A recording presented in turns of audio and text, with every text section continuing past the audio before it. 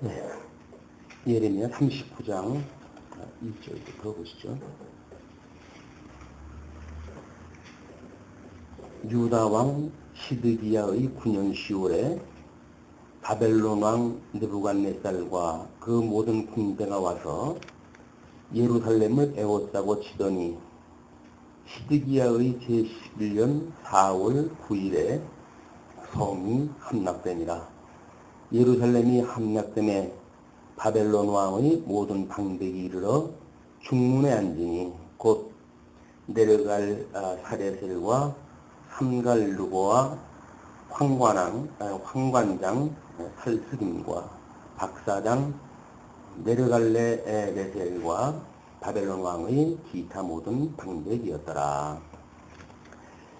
우리 예레미야 30장서부터가 선민 회복에 대한 예언인데, 아이러니하게도 지금 양쪽 가로 2번 39장부터 45장까지는 성함락에 의한 순환 예언이 지금 계속되어지고 있습니다. 그래서 먼저 39장 1절부터 40장 6절까지 예루살렘의 함락 장면이 지금 소개가 되어지고 있는데, 이 예루살렘 함락 장면은 우리 예수 그리스도의 십자가의 죽으심에 대한 현장에 대한 감각을 그대로 우리한테 불러일으키는 내용입니다. 뿐만 아니라 예수님 이제 그 복음서에서 주 70년에 있을 환란과 우주적 종말에 대해서 이야기하셨던 내용도 여기에 전부 내포되어져 있는 그런 그 내용이죠. 초림으로부터 재림 때까지의 주님의 몸된 교회의 모든 그 교회의 환란이 포함되어져 있고, 그렇다고 한다면 오늘 우리가 교회 생활을 하는 우리들에게 여전히 주님의 몸된 교회의 이런 함락에 대한 문제가 어떻게 되어진지 확인을 하시기 바랍니다. 자, 그러면 지금 유다 왕 시드기야의 9년 10월이니까 605년에 지금 1차 포로가 시작이 되어졌고, 그러면 그건 한 20여 년간의 세월을 통해 가지고 3차 함락으로 해야지 마지막 최종적 함락에 이르게 되어지는 이런 내용을 지금 우리가 확인하게 되어집니다. 그렇기 때문에 지금 우리들은 베블론 시대에 이렇게 살아가고 있지만, 이때 당시에 예루살렘이 어떠한 그런 그 핍박 가운데 있었는지, 또는 예루살렘 성이 무너지면서 그 치리자들과 백성들이 어떠한 수치를 당했는지, 이런 그 내용은 이걸 우리가 육적인 지금 역사적 장면을 제대로 이해한다는 것이 예수 그리스도의 죽으심에 대한 것을 확인할 수 있는 거예요.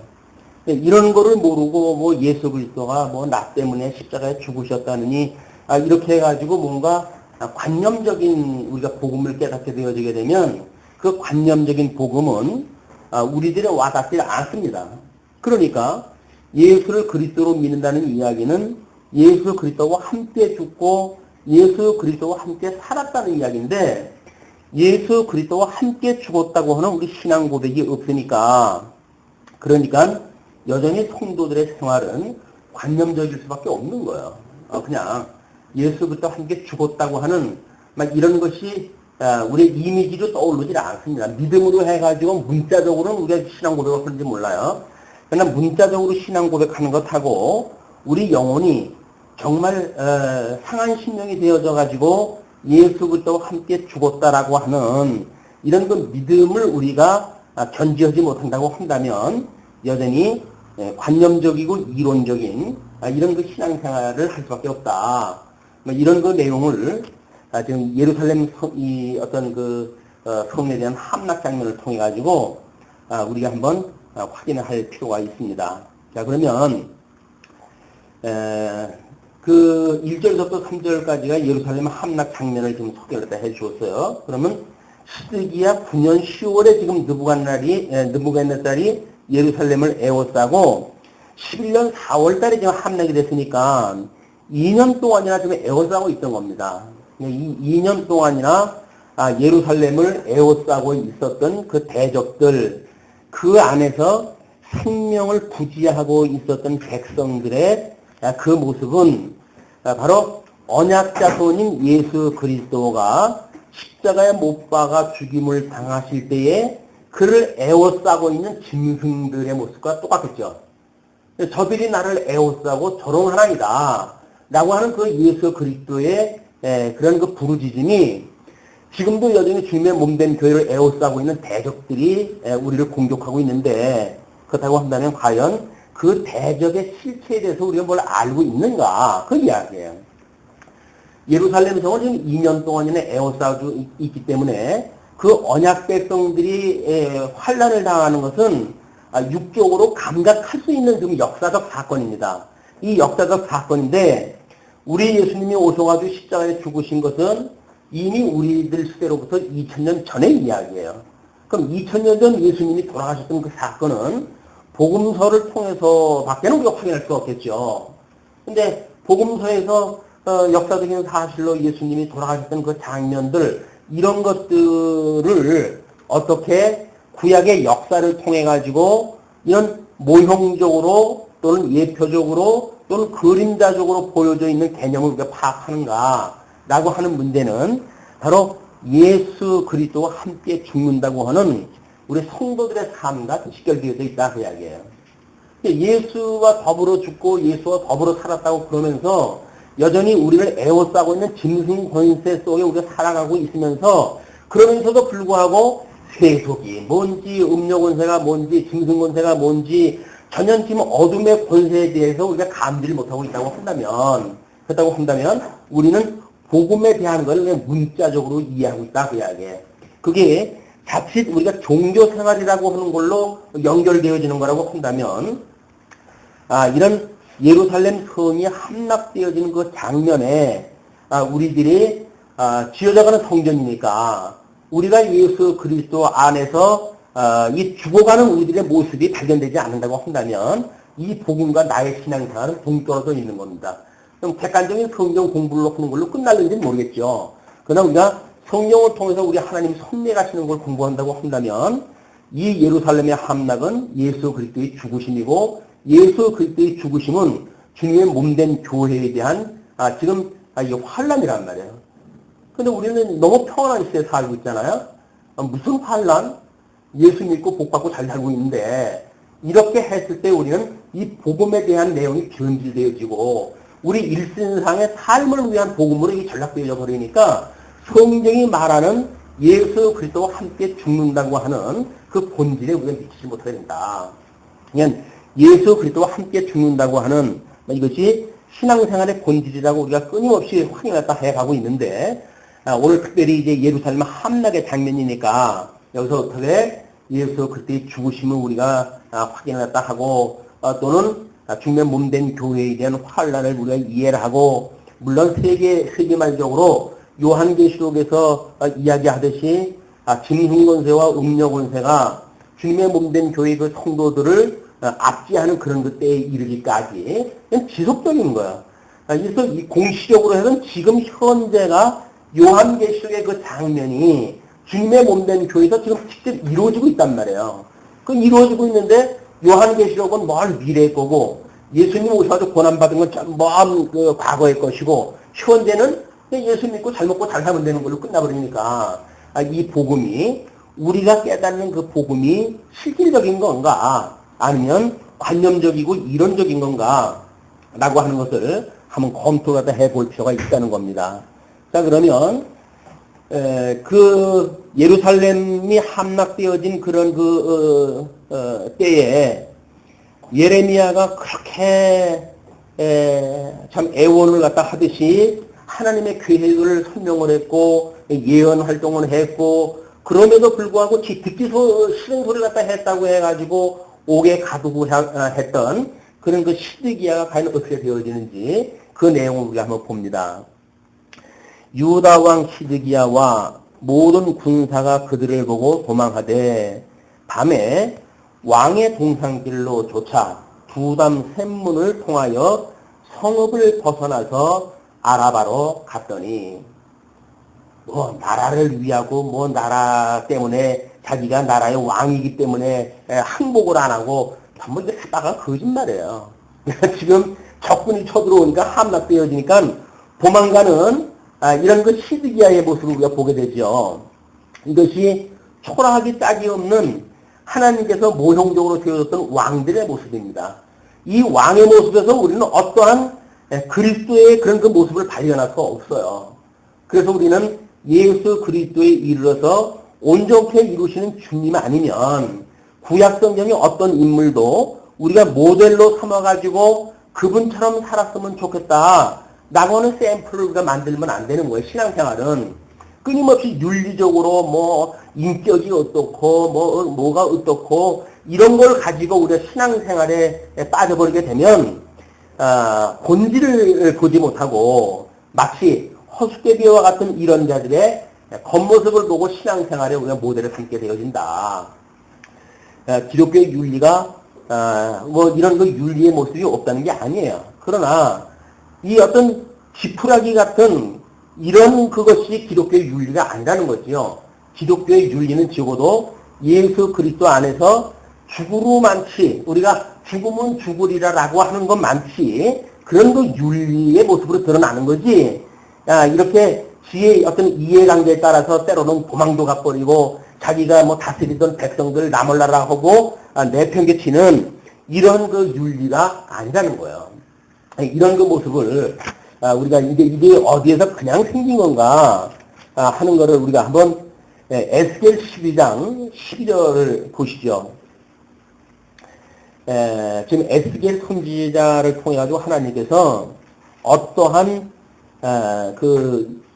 지금 그 이스라엘 백성들이 침략을 당했을 때 나타날 그 상황에 대해서 예언을 했는지 12절 보면 무리가 성벽을 뚫고 항구를 거리로 가지고 나가고 그 중에 왕은 어두울 때에 어깨에 항구를 메고 나가며 눈으로 땅을 보지 아니하려고 자기 얼굴을 가리우리라 하라. 이미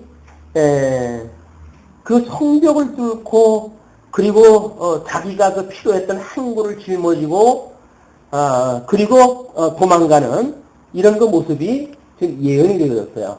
그 예언되어진 대로 4절서부터 10절까지 어떻게 시드기야가 지금 수치를 당하고 있는지 모습을 우리가 확인하게 되어집니다. 우리가 예수 그리스도의 온전케 하시는 그 놀라운 은혜를 따라서 구원의 반열에 있다고 하는 그것과 이렇게 외형적으로 거짓 메시아죠. 이게 참 메시아라고 한다면 이렇게 하지를 않았겠지요. 그러나 모형적으로 하나님께서 예루살렘 그런 그 성을 끝까지 그래도 그 시드기야라고 하는 왕을 통해 가지고 지금 이 백성들을 다스려 왔다고 하는 이런 역사적 사실을 우리가 부정할 수는 없지요. 그러나 그가 그 성읍을 벗어나가지고 아라바로 도망을 가는데 도망가면 자기 생명이 부지가 될까요? 예레미야가 이미 눈이 뽑힐 것까지도 다 예언하다 했어요. 항복을 하지 않으면 안 될 것까지 다 이야기를 했어요. 그리고 지난 시간에 우리가 확인한 것처럼 그래도 가서 내가 예언을 갖다 해라. 혹이나 그들이 듣고 돌아오게 되면 내가 회복을 시켜주겠다. 라고 이야기를 했어요.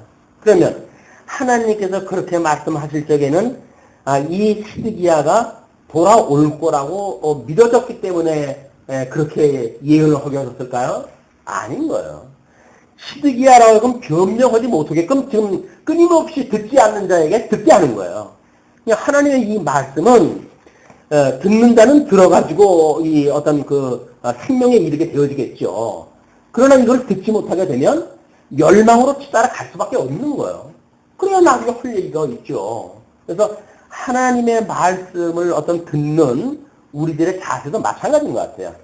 하나님의 말씀을 우리들이 어떤 사모하고 어떤 그런 그 말씀에 대해서 끊임없이 궁금해하고 그 말씀이 함께 우리들하고 있고 라고 하는 것을 깨닫게 하는 이런 신앙 가운데 있는 상태와 그것이 뜸한 상태에 우리들의 육적 상황의 변화를 우리 주변에서 가만히 보시면 다 드러날 거예요. 우리가 말씀에서 왠지 조금 멀리 떨어지게 되면 우리의 삶이 얼마나 픽셀해져 가는지.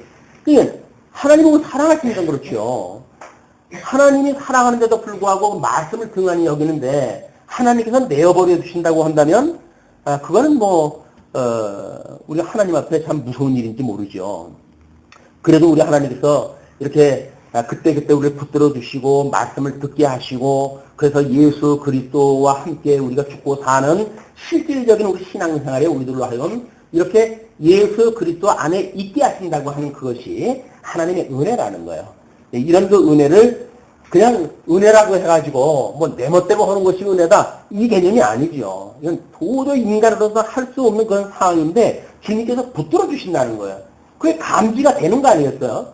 하나님 나를 붙들어 주신다고 하는 그것이 여건이 그렇지 못한데도 불구하고 하나님께서 말씀을 듣게 하고 듣는 말씀으로 나를 위로해 준다고 한다면 말씀이 지금 나와 함께 하시는 거죠.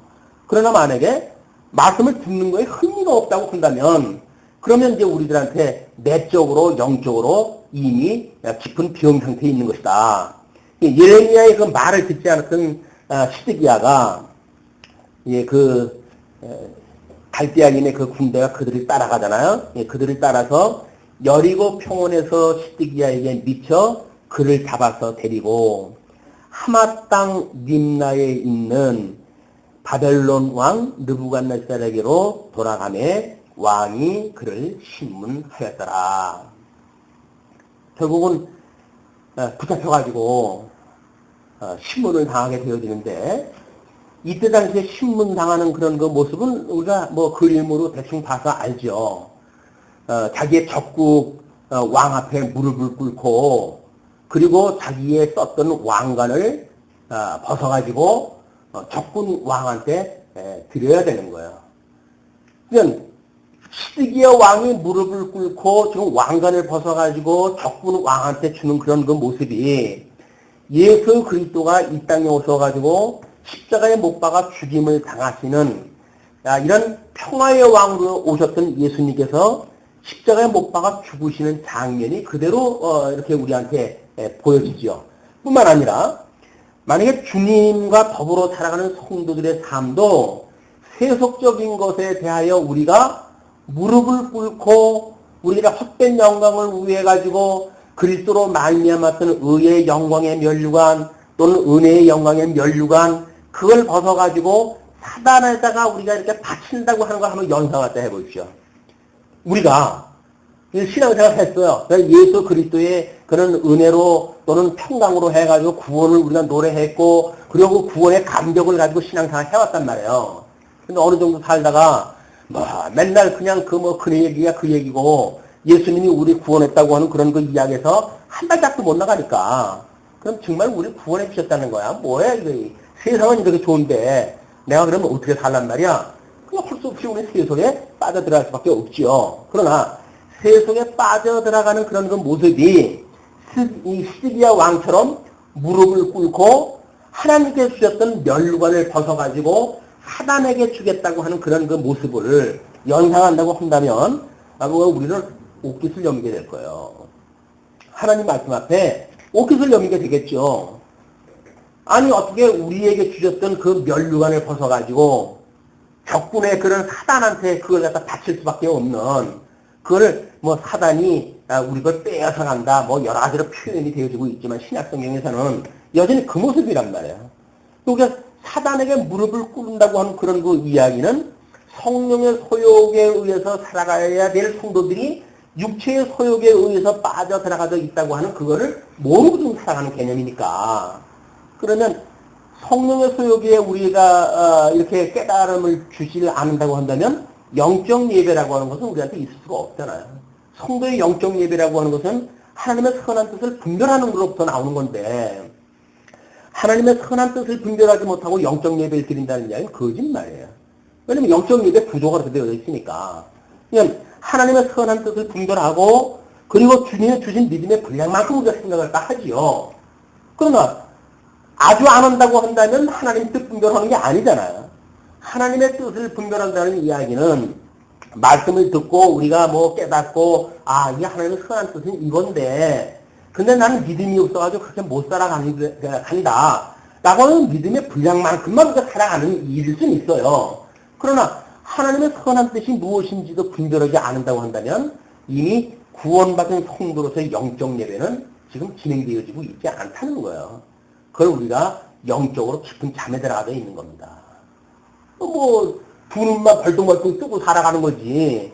세속거하고 거룩한 것하고 전혀 구별을 못하니까 이건 세상에서 주는 것이 기쁨인지 또는 성령님께서 주시는 것이 기쁨인지 분별이 안 된단 말이에요. 분별이. 그러니까 세상 사람들이 다 뭐 추구하는 쪽에 가치를 갖다 우리가 추구하고 따라간다고 한다면 그건 예수 믿는 일이 아니죠. 예수 믿는다는 이야기는 거스린다는 이야기인데 하나님께서 우리를 불러내가지고 거룩이라고 하는 것이 구별되다 그 이야기 아니에요? 그러면 세속에 있던 우리 죽었던 우리를 강제로 불러가지고 지금 생명의 세계로 옮겨놓으셨다고 그러는 거 아니겠어요? 그럼 생명의 세계로 옮겨놨는데 왜 생명의 세계에 있는 내가 생명의 세계를 볼 수가 없고 사망의 세계 것만 볼 수밖에 없냔 말이에요, 이게. 그렇다면 우리 신앙생활에 대점검이 필요한 겁니다, 이게. 막 이런 평화의 시대에 혹이나 잘못되어지는 신앙생활의 파편들이에요. 교회사 2000년 동안 끊임없이 뭔가 부가 이렇게 우리를 지배하기 시작을 하게 되면 많은 사람들이 오류에 빠지게 되어지고 하나님을 배척하고 예수를 믿지 않고 이렇게 살아가던 세월들이 끊임없이 지속되어서 왔으니까 오늘날도 다를 거 없습니다. 우리들의 지금 주어지는 환경에 대한 것들이 얼마나 하나님을 깨달아가는 도구로 준 건데 하나님을 배우는 도구로 쓰는 것이 아니라 내가 누리는 걸로만 써버린다고 한다면 그건 교육의 장이 아니죠. 그냥 거기 파묻혀 죽는 거예요. 우리 만지는 것마다 금이 됐으면 좋겠다라고 하는 그런 그 이솝 이야기처럼 만지는 것보다 금이 되니까 먹을 것도 없잖아요. 그냥 결국 금에 파묻혀 죽는 거예요, 그게. 그 저주식이 복입니까? 이 시드기야의 너무 초라한 모습, 이런 그 모습이 총화의 왕으로서는 예수 그때에 십자가에 못 박아 죽으시는 그런 그 장렬한 죽음으로 말미암아서 지금 이 시드기야의 이 항복의 사건은 우리들한테 시사한 바가 큽니다. 예수님이 십자가에 죽었다는 이야기는 사망 권세 아래 하나님께서 죽이시는 거에 승복하셨다는 이야기니까 왕이 바벨론 왕이 림나에서 시드기야의 목전에서 그 아들들을 죽였고 심정이 어땠을까요? 자기 아들을 앞세워가지고 죽인다는 것이 보통 부모님들에 있어서는 이게 마음에다 묻는다는 그런 그 아픔 아니에요? 근데 시드기야가 나하고 상관없는 사람이니까 그 아들이 죽거나 말거나 우리 그렇게 우리 심령에 다른 사람의 죽음에 대해서 죽거나 말거나 내가 아닌데 이런 정도의 우리 감각은 아닐 거 아니겠어요. 그렇죠? 아들을 먼저 죽이는 시드기야의 이런 그 심정이 그때 하나님의 말씀을 불순종했던 시드기야에게 하나님께서 어떤 여정을 통해 가지고 하나님의 그 놀라운 영광을 보여주시는가. 이 장면을 통해서 그 영광을 우리가 발견했으면 좋겠어요. 이렇게 돼야 정말 우리가 추구해야 될 영광이 뭔지 또는 없어질 헛된 영광에 우리가 마음 뺏겼던 부분이 무엇인지 이것이 우리가 분별되어지기 때문에 그렇습니다. 또 왕은 어떻게 됐나요? 왕이 또 시드기야의 눈을 빼게 하고 눈을 뺀다고 하는 그 이야기는 그나마도 보던 물질적인 세계의 것도 보지 못하게 되어진 거 아니에요? 그래서 우리들한테 만약에 영적으로 해가지고 우리 잠을 잔다는 이야기는 눈을 뺀 거나 마찬가지죠. 사단은 여전히 우리를 미혹을 할 거거든요. 우리를 미혹을 갖다 하는데 하나님의 선한 뜻을 분별할 수 없도록 하는 상태가 뭐냐면 우리 영적 눈을 잠겨놓는 일이에요. 영적 눈이 감기니까 영적 세계가 보이지도 않잖아요. 하나님의 선한 뜻이 뭔지 분별도 안 되잖아요. 그리고 그냥 하루 세끼 먹고 사는 이 세상이 다인 줄 알고 여기서 희낙낙 살다가 우리가 그냥 산다고 한다면 도대체 우리가 추구하고 있는 가치는 뭔가요? 우리가 그렇게 좋아한다고 하는 진리의 세계는 과연 뭔가요? 이게 우리들의 어떤 아픔으로 연결되지 않으면 뭐 그때는 그때고 이때는 이때지. 뭐 잘 먹고 잘 사는 건 뭐 우리 전도서에 보니까 그것도 하나님의 주신 분복이라고 그러던데 그거는 해 아래 세계에서 분복을 이야기하는 이야기지. 그게 영원한 세계에서 분복을 이야기할 때 하는 얘기가 아니잖아요. 뭐 어떤 목사님은 그러더라고요. 너무 그렇게 뭐 어떻게 살지 말래나 뭐 이렇게 하면서 그 세상 하나님의 주신 분복 잘 누리고 사는 게 복이지 라고 이야기가 하던데 기가 막힌 일 아닙니까? 하루 세끼 이게 풀처럼 사는 게 하나님께 주신 분복이라고 그래가지고 거기에 우리가 매여서 산다고 한다면 우리가 봐야 될 영적 세계는 과연 어디에 있나요? 우리가 오매불망 바라보는 있는 하나님의 나라는 도대체 어디에 있을까요? 그 하나님의 나라는 먹고 마신 데 있는 게 아니라고 그러잖아요. 의와 평강과 희락과 평강이라고 그러는데 그 하나님의 나라가 전혀 육적인 그런 하나님의 나라로 대치가 돼버렸으니까 그냥 우리가 하나님의 나라를 사모할 이유가 없어요. 왜? 너무 좋은 세상에 사는데 뭐 죽어가지고 갈 세상이 뭐 그렇게 대단하겠어요. 이게 이제 아픔이죠. 뿐만 아니라 바벨론으로 옮기려 하여 이제 그 포로로 끌고 가려고 하여 사슬로 결박하였더라.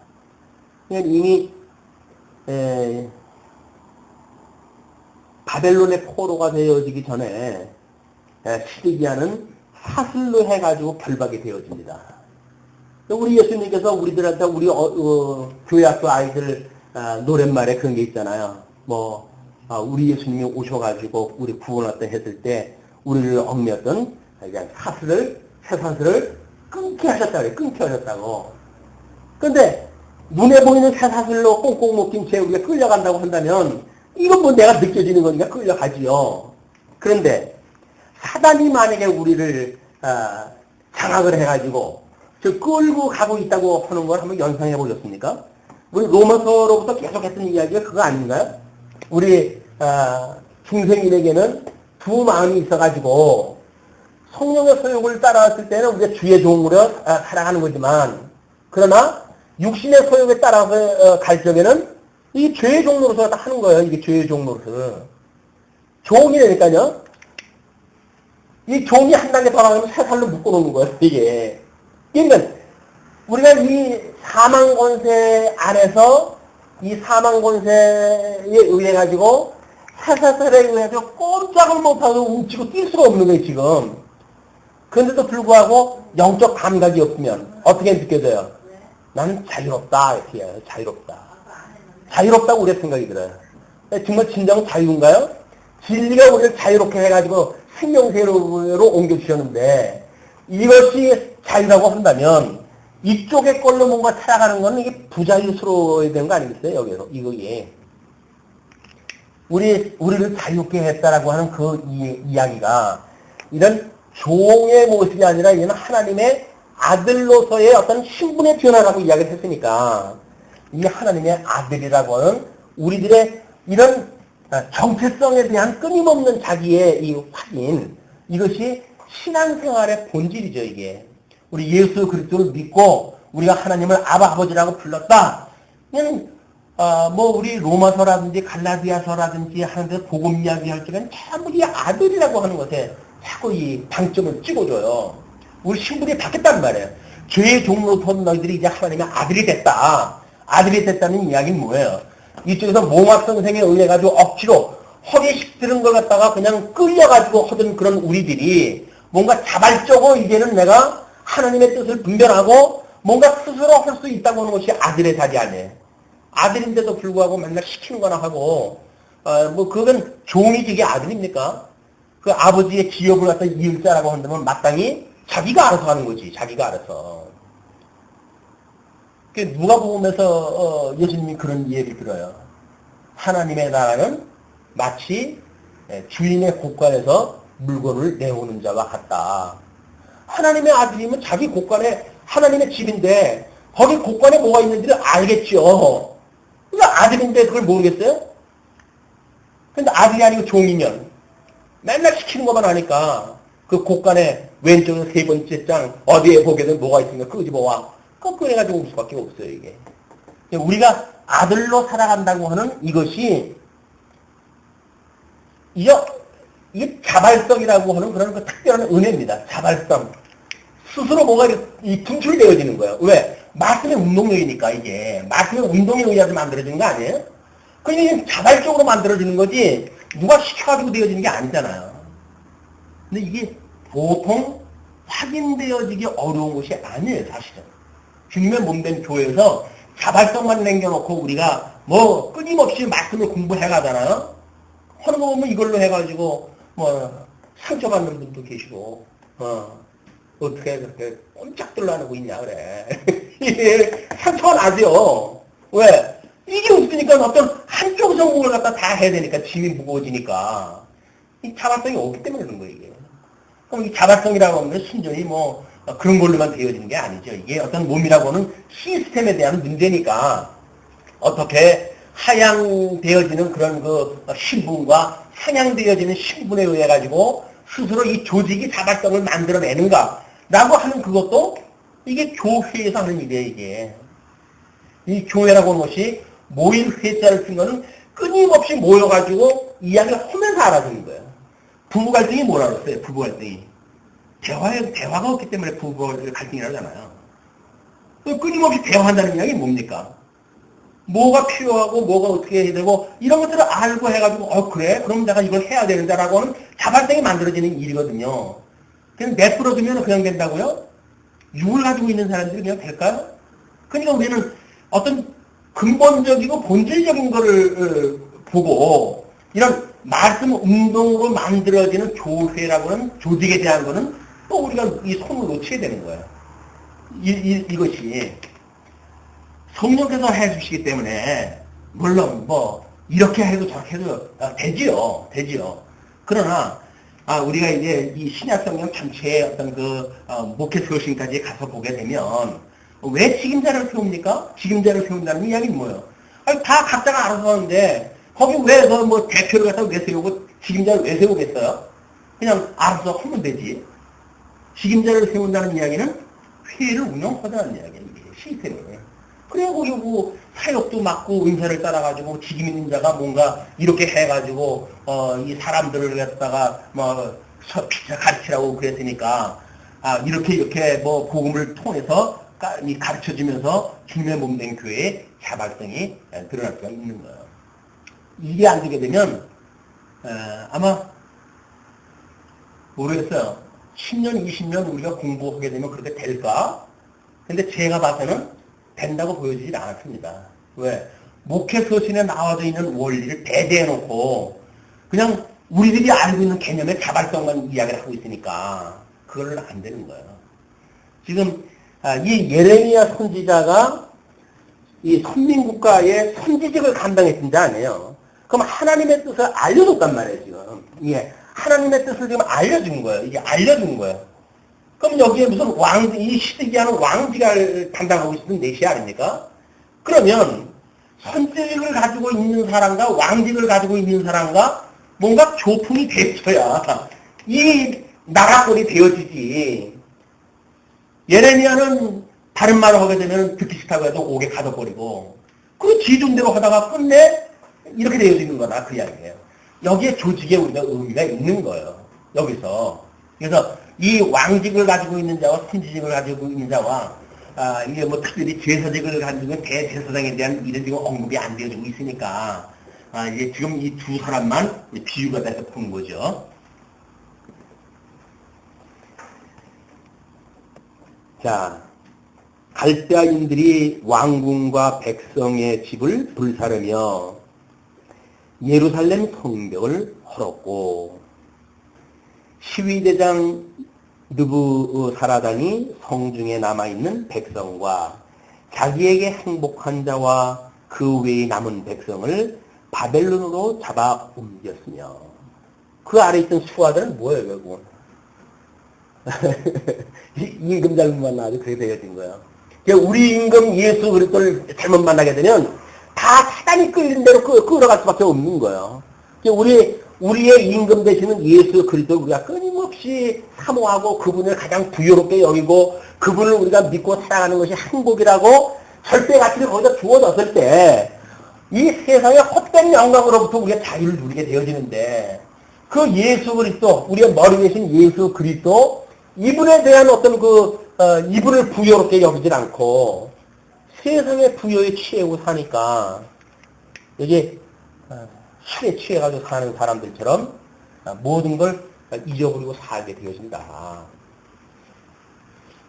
이 술 취하지 말라는 이야기는 그래서 이런 개념이에요. 술 취하지 말라는 것이. 뭐 술 취하지 말라 할 때 먹지 말라 그러냐. 뭐 먹어도 되느냐 안 먹어도 되느냐.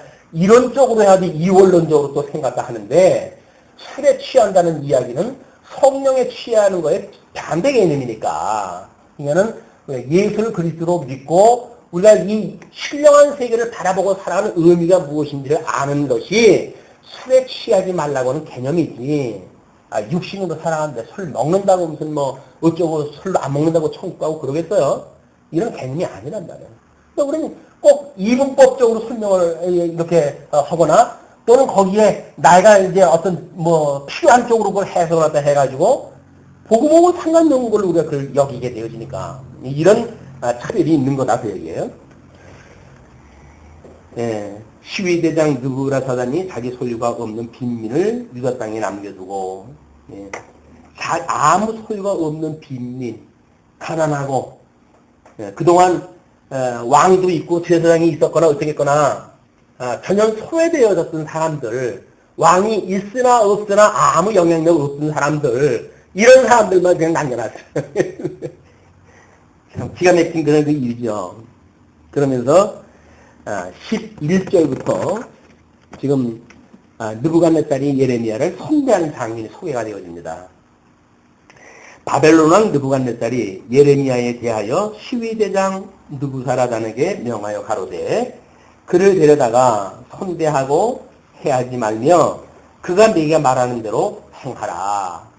예레미야의 그런 그 이야기는 뭐 적고 아니지만 나름대로 어떤 그런 그 정보가 있었을 거예요. 그리고 하나님께서 그를 감동하다 했을 때 자기네 나라 임금은 왕은 듣기 싫다고 해서 감옥 옥에다가 가두는 그런 그 일이 벌어지는데 적군의 왕은 예레미야를 자유를 주라고 이렇게 이야기를 합니다. 이거는 지금 하나님의 감동을 가지고 하나님의 뜻을 이루어가고 있을 때 예레미야에게 이렇게 주어지는 일이 만약에 자기네들 백성들에게 복음을 증거했을 때처럼 하나님의 말씀을 증거했을 때처럼 이 다른 나라가 쳐들어왔을 때도 그게 산다고 한다면 예레미야는 소망이 없었겠죠. 그러나 하나님께서 그 예레미야에게는 남아가지고 할 일이 있어요. 왜냐면 지금 이제 39장이니까 48장까지는 예레미야가 계속 이 선지 활동을 갖다 해야 될 거 아닙니까? 그러니까 하나님께서 이 대적의 왕의 마음을 내서 움직여가지고 지금 예루살렘에 포로로 있던 그 예레미야를 자유를 해서 주게 되어진단 말이에요. 이게 하나님을 믿는 우리들의 담대함이에요. 우리 하나님은 나라를 사랑하시고 이분이 나를 사랑한다고 하는 것 때문에 우리가 여기서 위로받는 거 아닌가요? 죽었던 나를 살리셨다고 하는 것 때문에 우리가 은혜를 누리는 거 아닌가요? 아니, 죽었던 나를 살리셨고 나를 사랑하사 하나님이 나를 사랑한다고 하는 것이 우리들의 어떤 강력한 힘이지 여기 있는 것이 우리한테 힘인가요? 여기에 뭐 사회적으로 경제적으로 정치적으로 여건이 우리들한테 힘이 아니잖아요. 우리들의 힘은 뭐예요? 하나님이 우리를 사랑한다고 하는 사랑의 힘이에요. 사랑의 힘. 사랑의 힘이 없이 이걸로 한다는 이야기는 한마디로 헛된 영광 구구하겠다는 이야기죠. 하나님 앞에 우리가 사랑한다는 이야기는 철저하게 정말 하나님이 우리를 사랑한다고 하는 사랑의 확인이다, 확신이다. 지금 예레미야한테 일단 이제 그런 그 선택을 갖다 주었어요. 그렇게 했을 때 이에 시위대장 느부사라단이 산과 황관장 느부사수방과 박사장 네르갈사 레셀과 바벨론 왕의 모든 장관이 보내요.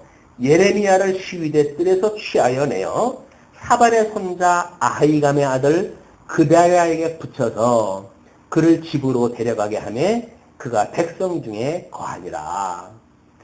이 그다랴라고 하는 그 인물에 대해서 본문에 언급이 됐나요? 뒤에 나오는가? 예. 그거 거하게 되었어요. 예, 15절에서 보게 되면 지금 그 18절까지 황간 에벤멜렉의 그 구원의 약속을 이제 우리가 듣게 되어지는데, 예레미야가 시위대 뜰에 갇혔을 때에 여호와의 말씀이 그에게 임하니라 가라사대, 너는 가서 구수인 에벤멜렉에게 말하기를, 만군의 여호와 이스라엘의 하나님의 말씀에 내가 이 성에 재앙을 내리고 복을 내리지 아니하리라 한 나의 말이 그날에 내 목전에 이루리라. 나 여호와가 말하노라. 내가 그날에 너를 구원하리니 내가 두려워하는 사람들의 손에 붙이우지 아니하리라. 이거는 과거에 그 옥에 갇혀가지고 자칫하면 죽을 수밖에 없는 그런 옥에 갇혔을 때에 지금 이 구수인이 왕한테 이야기해가지고 그나마도 예루살렘 그 시위대 그 옥에다가 가둬놓은 상태란 말이에요. 빵이 닿을 때까지 살아가게 했었는데, 그러니까 그런 그 은혜를 구하게 해주신 거예요. 이것이 예수님이 오셔가지고 전도 여행을 보낼 때 하셨던 이야기예요. 너희들이 복을 빌어가지고 그 복을 받는 자에게는 복이 임하게 될 것이다. 그러니까는 그 예수님이 복음을 전하게 했을 때 복음을 전하는 자에 대하여 냉수 한 그릇이라도 주고 그 말을 받아들인 자라고 한다면 하나님께서 그에게 신령한 복을 주실 것에 대한 이야기죠. 그래서 가르치는 자와 함께 더불어 좋은 것으로 함께 하라는 이야기예요. 하나님의 복음을 받아들였는데도 불구하고 그걸 가지고 없이 여긴다고 한다면 냉수 한 모금을 주는 그런 그 일이 하나님 앞에 나중에 그것이 하나님 앞에 표적이 되지 않습니까? 뭐라 그래요? 나는 하나님한테 한 일이 없어요. 뭘 내가 선한 일이 한 게 없어요. 그러니까 뭐라 합니까? 소자에게 냉수 한 모금 준 것이 곧 나에게 한 거야. 그 이야기란 말이에요. 그러니까 복음을 전하는 자에 대해서 우리가 어떻게 그 복음에 대한 걸 우리가 받아들이는가라고 하는 문제는 냉수 한 모금이겠어요, 우리가? 이 복음을 깨닫게 되어진다고 한다면 이런 문제가 과연 우리가 그걸 같이 전환을 할 수 있는가? 너무나 소중하기 때문에 소중하다라고 우리가 그렇게 이야기하고 그래서 내 가치를 거기다 함께 부여하고 함께 이 회의를 살아가는가? 라고 하는 것이 성도의 삶이란 말이에요. 그런데 복음을 전하는 자는 갖다 옥에다 가둬버리고 그리고 여기 자기가 왕 노릇을 갖다 하고 이런 그 교회가 되어진다고 한다면 이거는 무너지기 일보 직전에 예루살렘의 후소 똑같은 거예요. 무너지기 또 일보 직전에 요한계시록에 가서도 마찬가지입니다. 거짓 선지자들의 말을 기울이고 그 말을 듣고 온통 그 미혹되어지는 자들은 하나님께 다 심판을 멸해버리잖아요. 거기서 구원받는 자라고 하는 그 구원받는 대열에 있는 사람들은 누구예요? 고난을 감수하는 사람들이에요. 고난을 받더라도 나는 그 주님의 말씀을 따르겠습니다 하는 자들이에요. 꼭 2장, 3장, 7교회가 주었던 약속이 뭡니까? 나의 이름을 핍박을 받는 자에게 내가 이런 복을 줄게. 나의 이름을 인해 가지고 이런 자에게 내가 힘들을 줄게. 나의 이렇게 하는 자들은 이렇게 할게. 라고 하는 그 이야기는 예수 그리스도와 전부 관계 있는 일이지. 예수 그리스도 관계 있는 자한테 복 주는 얘기 아무것도 없어. 약속되어지는 것이. 근데 하나같이 예수 그리스도를 인정하는 자들은 세상과 싸우면서 피 터지게 싸우는 사람들이었어. 그 7교회 보면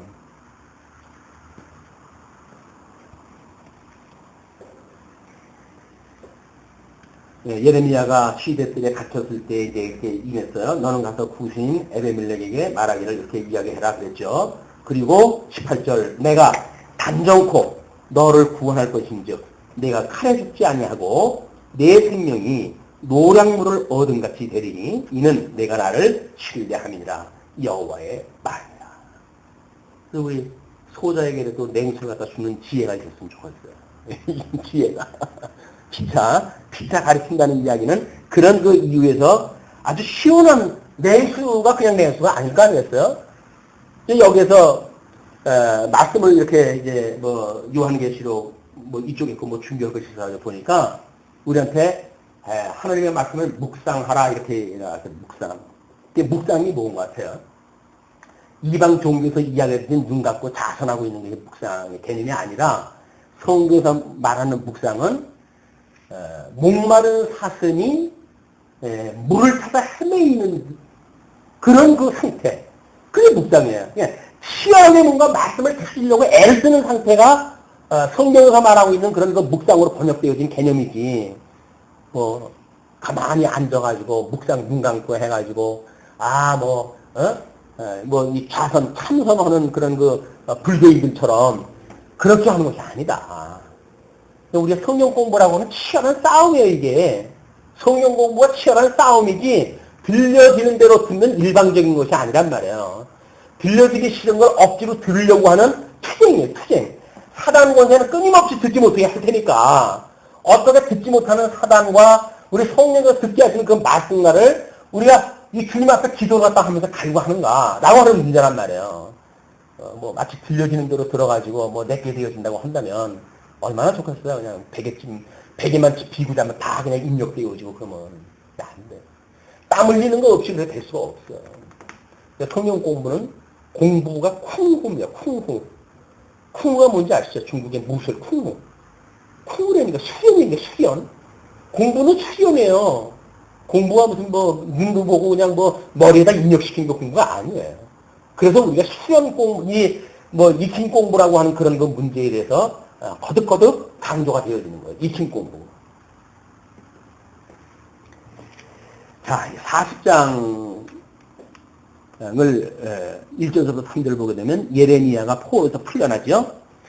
12대장 느부사라단이 예루살렘과 유다 포로를 바벨론으로 옮기는 중에 예레미야도 잡혀 사슬로 결박되어 가다가 예레미야도 일단 이제 이 앞에 있는 내용하고는 시간 차이가 다른 겁니다. 이때는 끌려가는 중이었었고 앞에 거는 노임을 받았다고 하는 걸로 설명한 거고 지금 40장서부터는 이게 포로가 되었을 때 그 상황이에요. 이제 그렇게 바벨론으로 옮기는 중에 예레미야도 잡혀 사슬로 결박되어 가다가 라마에서 해방된 후에 말씀이 여호와께로서 예레미야에게 임하니라. 라마라고 하는 거 기억나시죠? 예수님 오셨을 때 두 살 아래 다 그 헤롯이 죽였을 때 그 예를 들었던 그런 그 도시의 이야기입니다. 거기가 바벨론으로 포로로 끌려가는 결집장소예요. 라마가 결집장소. 그래서 수많은 사람들이 거기서 죽었기 때문에 어린아이들도 죽고 그래서 예수님이 돌아가셨을 때에 그 라마의 울음에 대한 이야기를 그렇게 설명이 되어진 거예요. 시위대장이 예레미야를 불러다가 이르되 내 하나님 여호와께서 이곳에 이 재앙을 선포하시더니 여호와께서 그 말씀하신 대로 행하셨으니 이는 너희가 여호와께 범죄하고 그 목소리를 청종치 아니하였으므로 이 일이 너희에게 임한 것이니라. 누구 이야기예요? 적군의 장이 이 적군의 그런 그 사람이 시드기야도 부인하고 싶었던 그런 그 이야기를 갖다 하네요. 그 이야기가 뭡니까? 너희들이 이렇게 되어진 거는 예레미야의 선지자의 말을 너희들이 듣지 않고 하나님의 말씀을 불순종하고 그랬기 때문에 너희들이 이 지경이 된 거다라는 이야기예요. 이 보통 수치스러운 일이 아니지 않습니까, 이게? 시드기야가 그래도 하나님을 섬기는 그런 그 이스라엘의 왕이라고 하는 자가 지금 대적도 알고 있는데 그 하나님이 어떤 분인지. 근데 지금 이 사람들은 그걸 듣지 않다 끌려가는 비참한 그 모습을 보게 되어진다. 사단이 먼저 알아요. 예수님 오셨을 때 예수님 알아보는 거 사단이 알아보는 거예요. 그래서 그 사단이 예수님이 그 돼지 들린 귀신한테 그러니까 그러잖아요. 나를 이 무적용 속에다 들어가지 않도록 다른 데는 어디든지 날 갖다 보내주십시오. 그래가지고 돼지 속으로 들어가가지고 그 물에 수장이 되어진 거예요. 무적용 속에 들어갈 때가 안 됐거든요. 무적용 속은 이제 요한계시록 저쪽 가야 돼. 집어 들어갈 때니까. 예수님 오셨을 적에는 돼지 속에다 집어넣어가지고 수장을 시키는 걸로 해가지고 이제 그걸 보여줬던 거죠. 보라, 내가 오늘 네 손에 사슬을 풀어 너를 해방하노니 만일 내가 나와 함께 바벨론으로 가는 것을 선히 여기거든 오라 내가 너를 선대하리라. 만일 나와 함께 바벨론으로 가는 것이 좋지 않게 여기거든 그만두라. 보라 온 땅이 네 앞에 있나니 내가 선히 여기는 대로 가하게 여기는 곳으로 갈지니라. 놀라운 은혜가 이제 보여진 겁니다. 만약에 나를 따라 간다고 하면 내가 너를 선대해가지고 국빈 대접을 해줄는지 어떨지 모르겠어요. 그렇게 해줄 것이고 내가 만약에 나하고 가는 것이 꺼려진다고 한다면 네 눈앞에 있는 어디도 좋으니까 네 갈 대로 가라 이렇게 이야기합니다.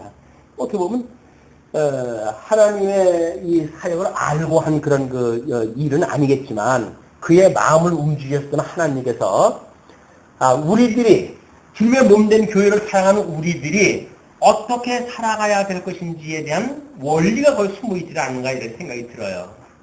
만약에 그것이 죄의 종인데도 불구하고 죄의 종이 이야기를 합니다. 너 내 나라 그쪽으로 가서 나하고 함께 있자 라고 한다면 죄의 종, 이 죄가 관할하는 나라로 들어가서 70년 동안 포로 생활을 해야 되는 거예요.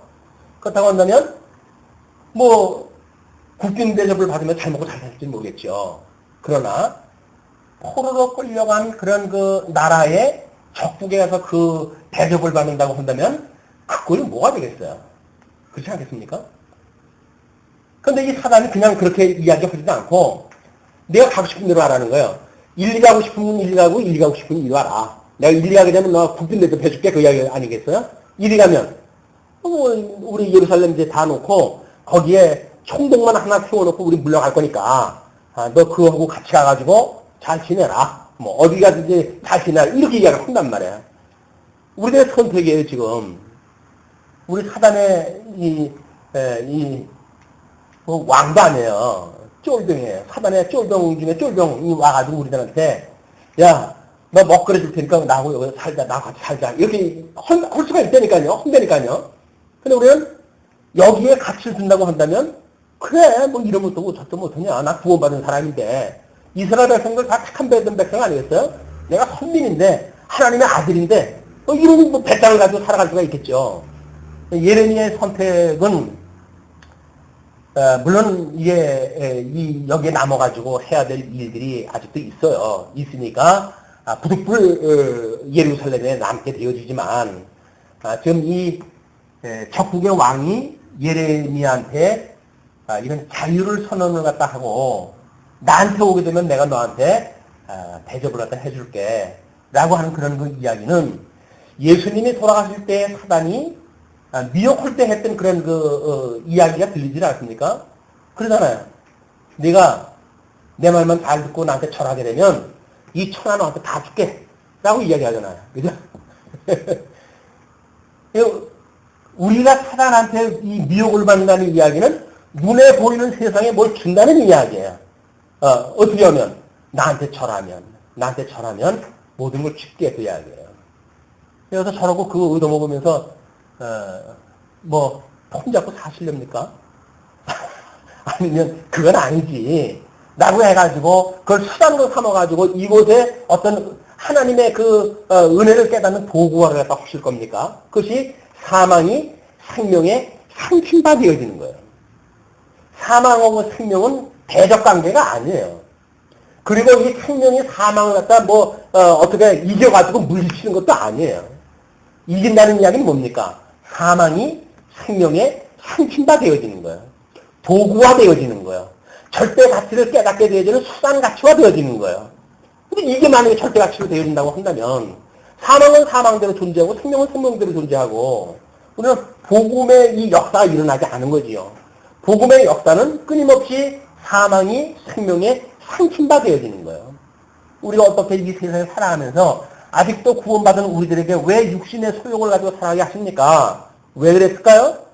가난에 들어간 백성들한테 왜 일곱 족속을 남겨둬가지고 그들이 갇힌 것을 허겨하셨을까요? 하나님 깨닫게 하신 도구로 준 거지.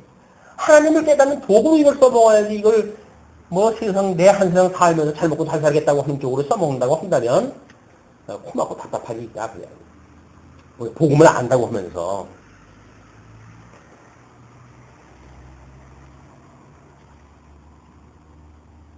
자, 이제, 예레미야가 그 5절에 예레미야가 아직 돌이키기 전에 그가 다시 이르되 너는 바벨론 왕이 유다 성읍들의 총독으로 세우신 사반의 손자 아히감의 아들 그데랴에게로 돌아가서, 이 그데랴가 여기에 나오는 사건이에요. 앞에 거는 이 사건 이후의 상황을 좀 소개하기 위해서 묶어냈던 이야기고, 여기서는 그 과정을 설명을 하니까, 그래서 그 그데랴에게 내가 돌아가서 그와 함께 백성 중에 거하거니와 너의 가하게 여기는 곳으로 가거라 할지니라 하고, 그 시위대장이 그에게 양식과 선물을 주어 보내매. 사단도 여전히 우리들한테 뭘 주어가지고 지금 우리한테 이걸 누리라고 주시는 거예요, 이게. 그러니까 그 양식과 선물을 주어가지고 보내매 예레미야가 미스바로 가서 아히감의 아들 그데랴에게로 나아가서 그 땅에 남아있는 백성 중에서 그와 함께 거하니라. 거하는 장면까지가 지금 소개가 되어진 겁니다. 그리고 이제 7절 넘어가게 되면 남은 백성의 순환에 대한 것이 이제 소개가 되어지고, 그래서 이제 포로에 대한 일단락이 되어지고, 남은 백성들이 어떻게 순환을 당하고 있는지가 7절로 12절 보니까 남은 백성들이 그들에게 모이죠. 들에 있는 군대 장관들과 그들의 사람들이 바벨론 왕이 아히감의 아들 그데랴를 이 땅 총독으로 세우고 남녀와 유아와 바벨론으로 옮기지 아니한 비밀을 그에게 위임하였다 함을 듣고, 그들 곧 느다냐의 아들 이스마엘과 가랴의 두 아들 요하난과 요나단과 다흠에서의 아들 스야야와 느도바 사람 에베의 아들들과 마가 사람의 아들 여사냐와 그들의 사람들이 미스바로 가서 그데라에 이르니, 사반의 손자 아히감의 아들 그데랴가 그들과 그들의 사람들에게 맹세하여 가로되 너희는 갈대아인 섬기기를 두려워하지 말고 이 땅에 거하여 바벨론 왕을 섬기라. 그리하면 너희에게 유익하리라. 왜냐면 거기서 임명받았던 총독이니까 그렇게 이제 이야기를 했죠. 그런데 그때 나를 피해가지고 도망갔던 자들이 지금 이제 몰려왔을 거 아니겠어요? 그렇게 되어지게 되면 거기서 또 이제 대장 노릇하겠다고 하는 사람들이 또 이제 드러나는 거예요. 그래서 나라가 쫄딱 망해가지고 지금 이렇게 되어졌는데도 불구하고 의견이 달라질 수밖에 없잖아요.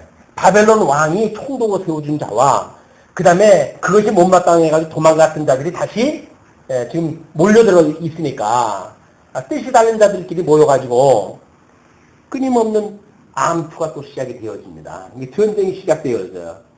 그것이 그데랴가 이스마엘의 음모를 무시하는 걸로 이제 13절로 16절 소개가 되어지는데, 그러면 그 7절서부터 12절까지가 그들에게 모인 그런 그 사건으로 지금 소개가 되어졌고, 그 그들의 정착이 7절서부터 지금 이렇게 소개가 되어지는 거거든요.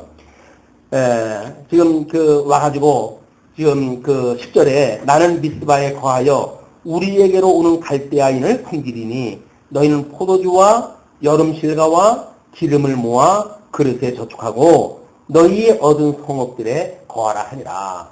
그래서 지금 그드랴가 지금 여기서 정체가 다 피는 것은 철저하게 어떤 그 조직이 없는 상태 속에서 지금 아직은 그렇게 다스리게 합니다. 먹을 걸 가져와가지고 너희들 그렇게 해라 그 얘기죠. 그러면서 모압과 암몬 자손 중과 에돔과 모든 지방에 있는 유다인도 바벨론 왕이 유다의 사람을 남겨둔 것과 사반의 손자 아히감의 아들 그다랴를 그들의 위에 세웠다 함을 듣고, 그 모든 유다인이 쫓겨났던 각처에서 돌아와 유다 왕 미스바 그다랴에게 이르러 포도주와 여름 실과를 심히 많이 모으니라. 그래서 이제 나름대로 그쪽에서 뭐 이 안철 갖다 살아갈 수 있는 그런 그 여건을 지금 만들게 되어지는 거예요. 13절로 16절 그데랴가 이스마엘의 음모를 무시하는 거예요. 이 가랴의 아들 요하난과 들에 있던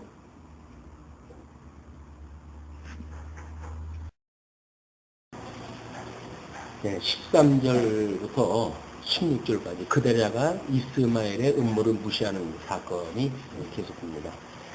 가랴의 아들 요하난과 들에 있던 군대 장관들이 미스바 그다랴에게 이르러 그에게 이르되 암몬 자손의 왕 바할리스가 내 생명을 취하려 하여 느다냐의 아들 이스마엘을 보낸 줄 내가 아느냐 하되 아이감의 아들 그다랴가 믿지 아니한지라.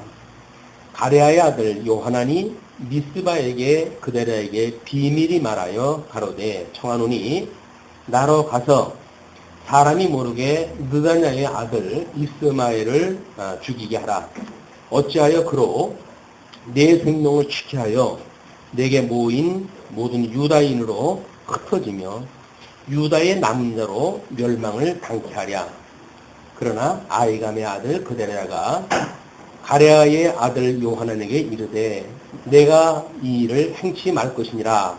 너의 이스마엘에 대한 말은 진정이 아니니라 하시니라. 결국 하나님께서 세웠던 그 그다랴를 반역에 의해서 이제 또 제거시키는 이런 그 일들이 시작이 되어집니다. 그래서 하나님께서 주님의 몸된 교회 뭐 어느 조직도 마찬가지예요. 어떤 조직도 마찬가지인 것이 어쨌거나 뭔가 이 리더가 뭐 소위 말하는 민주화 뭐 이런 걸 통해 가지고 어떤 폭력 정치라든가 뭐 이런 거를 배제하고 모든 힘을 백성들한테 나눠준다. 이렇게 되어진 때가 되면 세상은 혼란스러워요. 혼란스러워가지고 이 민주라고 하는 것은 적어도 이 민이 하나님의 뜻을 분별할 수 있는 성도가 되어졌을 때에 하나님이 주권한다는 주권 아래에 있다고 하는 것이 인정되었을 때 가능한 일이거든요. 그런데 하나님이 없다고 하는 자들이 모여가지고 이 자들에게 주권을 맡겨줬다는 이야기는 이거는 한마디로 뒤집박기 될 수밖에 없습니다. 이게 이제 현대 민주주의의 아픔이에요. 뭐 나름대로 뭐 집단 이성을 믿는다 뭐 어쩌다 이야기를 하는데 뭐 가끔 이제 예를 들어서 미국 같은 데에 뭐 정전 사태가 일어난다든가 뭐 이럴 때 보게 되면 집단 이성 같은 거 없습니다. 뭐 노략질하고 뭐 슈퍼마켓 밖에 들어가지고 물건들 칼치하고 이런 그 사건들이 만들어지고 그러지 거기 뭐 인격이 있어가지고 질서를 갖고 그러면 안 됩니다. 이렇게 되어지게 힘들다는 거예요. 이게 하나님이 없다고 하는 사람들의 이 세계가 이렇습니다. 그렇기 때문에 이런 데에서는 누군가가 이런 그 민초들을 장악을 하는 자가 이제 등장을 또 해야 돼요. 이 장악을 등장을 또 하게 되면 독재가 됐든 어떻게 됐든 그렇게 해야 이 질서가 잡히게 되어지거든요. 근데 이 질서를 잡겠다고 나섰던 그 대표자가 어느 정도 자기 힘을 기르게 되어지게 되면 질서에 머무르지는 않습니다. 그런 뒤서부터는 완전히 자기 종을 삼고 싶은 거예요. 어느 조직이든 누군가 어떤 그 힘을 쓰지 않으면 꼭 힘쓴 자가 등장했다 해가지고 다른 사람들을 예속시키고 자기의 그 사명을 만들려고 이런 그 일들이 만들어지게끔 되어져 있어요. 정말 우리가 하나님의 뜻을 분별하는 성도들의 모임이라고 하는 것이 얼마나 다행스러운 건지 모르죠. 이것도 우리의 말씀을 모르게 되면 또 잊어버리게 되면 뭐 육신의 소욕으로 똑같은 사람들이니까 그래서 육신의 소욕으로 있을 때 이 사람들은 철저하게 자기가 뭔가를 왕노릇을 하려고 해요. 이것이 상한 때에 잘 드러났던 상황이죠. 왕이었으므로 각자 자기 소견 좋은 대로 살아가는 일들이 벌어지고 끝내 그 하나님이 어떠한 분인가를 모르고 이게 그 이방을 들어가지고 하나님께서 혼을 내주고 그랬을 때 비로소 하나님 앞에 엎드려 또 구하게 되어지게 되면 사사를 보내가지고 그들을 구원해 주시고 이런 역사가 반복되어지는데 이건 지금 그 사사기에 대한 구약적인 어떤 그 모형이 보여주는 것이 사도행전을 통해서 보여주는 일인데 사도행전에서 그 성령이 오셔가지고 이제 땅끝까지 복음이 증거되어진단 말이에요. 근데 1차, 2차, 3차 전도 여행을 통해가지고 주님의 몸된 교회가 끊임없이 확장되어지거든요. 여기는 말 수 없는 외부의 공격이 있고 내부에 또 스스로 이제 공격이 있어. 진리를 왜곡시킨 자들이 있고 짐승론세가 있고 이런 것이 주님의 몸된 교회로 해가지고 2000년 동안 이제 온 거거든요. 이 어쩔 수 없는 상황이 이렇게 되어진 거야. 근데 이럴 때 여기서 성령의 뜻인지 육체의 소유인지를 모르고 만약에 이제 여기서 너의 지금 어떤 자가 모반을 지금 계획을 하고 있다라고 정보를 갖다 주었을 때 그것이 하나님의 뜻을 분별하지 않고 우리가 거기에 기도하지는 않고 나타나는 현상이 뭐냐게 되면 자기 주관적인 판단이란 말이에요. 아까도 우리 잠시 이야기했지만 조금 전만 해도 우리가 더워 했던 사람들 아닙니까? 근데 며칠 뒤에 추워서요. 그러니까 우리들의 이 인간의 강함이라고 하는 거는 이로 말할 수가 없어요. 기준으로 삼을 만한 어떤 존재 자체가 안 됩니다. 아니 1, 2도 차이에 더워 해가지고 아유 더워 죽겠네 그러다가 추워 죽겠네 이래가지고 그 변덕이 5년에 쇠죽을 뒤덮는 그 인간이 무슨 기준이 될 수가 있겠어요. 그냥 우리 변치 않는 이 하나님 앞에 우리가 모든 것들을 모으고 뜻을 구하는 강구에 이런 우리들의 이 모임이 되질 않으면 이 모임은 그냥 이쪽 모임이랑 똑같은 거예요. 이해관계에 의해 가지고 힘의 논리가 작동되어지는 결국 이제 그의 그런 그 정보를 불식을 시켜요. 그러다 이제 드디어 암살을 당하게 되는데 41장 1절부터 3절을 보시게 되면 이스마엘이 그다리아를 암살하다 합니다. 7월에 왕의 종친 엘리사마의 손자 느다냐의 아들 왕의 장관 이스마엘이 10사람과 함께 미스바로 가서 아히감의 아들 그다리아에게 이르러 미스바에서 함께 떡을 먹다가 떡을 먹는다는 이야기는 뭐예요? 함께 교제를 하는 거 아니에요 지금? 그 밥상을 마주 할 정도면 보통 뭐 친교가 이루어지지 않으면 안 되는 거 아닙니까? 거기에서 지금 암살이 벌어져요. 예수님 돌아가셨을 때 그 겟세마네 공사 안에서 기도하고 그렇게 하는데 유다가 장로들을 데리고 왔어요. 하인들 데리고 가지고 예수님을 잡으러 왔어요. 그리고 예수님한테 뭘로 인사를 할까 합니까? 입맞춤으로 인사를 해요. 인간 믿을 건 뭐 어때요? 하나님을 믿으니까 우리가 성도도 믿고 교제가 되어지는 거지 하나님을 빼놓고 인간 사회에서 만들어진 인간들끼리 구성이 안 되는 겁니다 이게. 아니 자기 3년 동안 가르쳤던 예수님을 은삼십이 팔아먹는 것이 인간인데 가론 유다만 유언이 나빠가지고 그런가요? 아니 인간이 다 그런 거예요. 다 그런 건데 하나님께서 특별히 유다에게는 그 악역을 맡기신 거지요. 베드로 같은 경우도 쉬운 소리를 얼마나 했어요. 내가 죽을지언정 예수님 그러면 안 된다고 나서가지고 자기가 방패막이나 될 것 같처럼 그러다가 끝내 예수님이 이게 죽음 일보 직전 아니에요? 아무 도와주는 사람 없고 그런 상태 아니에요? 포로로 끌려가가지고. 근데 여종이 지한테 이 같은 팬이라고 이야기했다고 해가지고 자기 선생을 배반하잖아요. 저주했다고 해요. 저주. 그게 인간이에요. 뱃사람이고 무슨 남자답고 그게 무슨 소용이 있어요. 지금 죽음이 눈앞에 있는데 죽음이 눈앞에 왔을 때는 사람들 그것도 아무것도 없는 거예요. 그냥. 그런데 예수님하고 눈이 마주쳤을 때 그 십자가가 오죽했을까요? 베드로야 지가 지혜를 갖다 줬으니까 염치 없는 어떤 그런 것이 생겼을는지 모르지만 예수님이 그 눈동자를 보고 어떤 마음이 들었을까요? 내 언약대로 이루어지는 거 봤지? 너 내 말이 맞지? 그렇게 아주 쾌지를 불렀을까요? 예수님이? 말할 수 없는 극렬한 마음이 들었을 거야. 죄의 종로로 돼가지고 어쩔 수 없는 나약한 인생들아.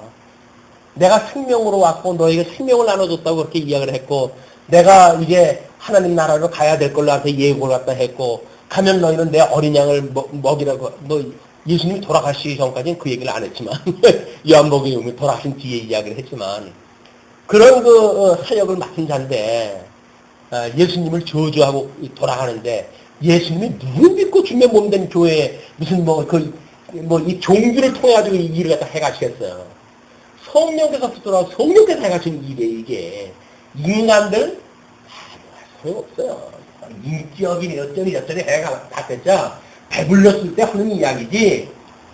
죽음이 목전에 오게 되면 본색이 그대로 드러나는 게 인생이니까. 여기 지금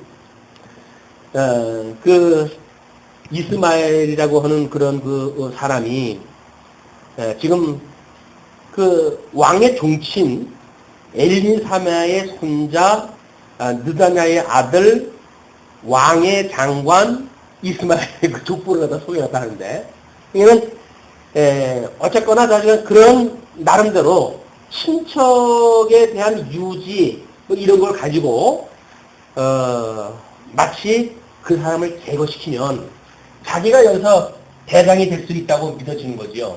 물론 뭐 사상이 다르잖아요. 이 사람은 지금 바벨론에 충성하다 해라 라고 이야기를 했으니까 민족주의적인 감정을 가지고 지금 망명을 갖다가 이미 다 망해가지고 그 사람들이 돌아가 버렸으니까 그쪽으로 와 있을 때 그 사람의 어떤 그런 그 생각하고는 다를 거란 말이에요.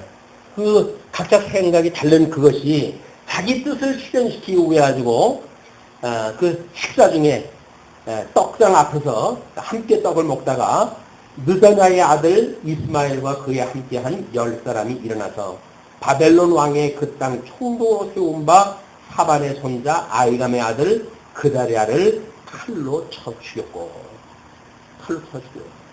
자기 뜻을 관철시키기 위해서는 다들 말 안 듣는 사람은 죽여야 되는 거예요. 이게 집단화되어지게 되면 그 다음에 이제 무서워지는 세계가 오는 겁니다. 그런 그 일이 집단화되어지게 되면 뭐 아마 그 히틀러 당시에 유대인들이 다 그렇게 해가지고 힘든 그 세월을 갖다 버는 거 아니겠어? 자기들 나름대로 뭐 만들었겠죠. 아마 일본에서 대지진이 일어나가지고 한국 사람들한테 책임을 밀어가지고 잡아 죽이는 그런 그 일들도 다 같은 그런 인간 세계에서 만들어진 역사일 거예요. 자기네들 나름대로의 민족적인 어떤 그런 뜻은 있었겠죠. 집단적으로 인간이 해갈 수 있는 일은 자기네 뜻에 맞지 않는 것은 제거시키는 것이 인간사다. 어쩔 수 없어요. 그러니까 우리는 끊임없이 하나님의 뜻을 구할 수밖에 없는 것이 성도들의 삶이다. 끊임없이 우리는 하나님의 뜻밖에 구할 것이 없는 거예요. 인간을 믿을 게 안 돼요, 인간은.